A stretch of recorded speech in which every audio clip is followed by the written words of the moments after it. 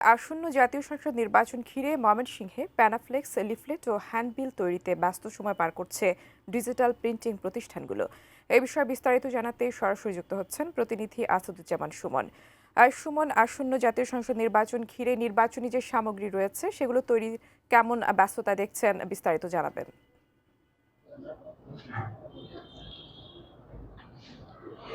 টুম্পা, ধন্যবাদ আপনাকে। আপনি যেমনটি বলছিলেন যে আসলে এই যে এই নির্বাচনকে ঘিরে কিন্তু এই যে প্রেস ব্যবসা যেটি রয়েছে সেটি কিন্তু জমজমাট হয়ে উঠেছে। আমরা প্রেস ব্যবসায়ী যারা রয়েছে তাদের সাথে কথা বলে জেনেছি যে আসলে এই যে এই নির্বাচন উপলক্ষে কিন্তু তারা গোটা সময় চেয়ে থাকে কবে নির্বাচন আসবে, সেই নির্বাচনে তাদের ব্যবসা জমজমাট হবে। কিন্তু এবছর এই অন্যান্য বছরের মতো যে প্রত্যাশা ছিল ব্যবসায়ীদের সেটিতে কিন্তু ভাটা পড়েছে কিছুটা।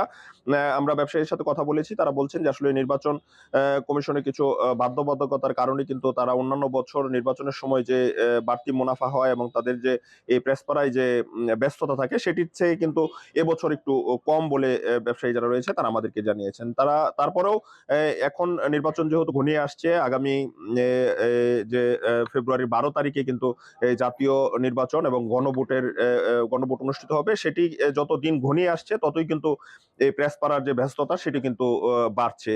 তারা বলছেন যে যদি নির্বাচন কমিশনের ওই বাধ্যবাধকতাটুকু না থাকতো তাহলে তাদের যে অন্যান্য বছর যে ব্যবসাটি হতো সেটি থেকে তারা এবার বঞ্চিত হয়েছেন বলে ব্যবসায়ীরা জানিয়েছেন। তবুও কিন্তু তারা এই পরিবেশের দিকে খেয়াল রেখে এবং রাষ্ট্রীয় যে সম্পদ অপচয় হয় সেটির দিকেও কিন্তু যে কিছু ব্যবসায়ীর সমর্থন রয়েছে যে তারা দেশের স্বার্থে তাদের যতটুকু নির্দেশনা থাকবে পরিবেশের স্বার্থে ততটুকু দিয়ে তারা এই ব্যবসাটা পরিচালনা করবেন। সব মিলিয়ে প্রেসপাড়ায় যে নির্বাচনের দিন যত ঘনিয়ে আসছে ততই কিন্তু ব্যস্ততা বাড়ছে। টুম্পা, ময়মনসিংহ থেকে এই ছিল আমার কাছে এই প্রেসপাড়ার সবশেষ খবরাখবর।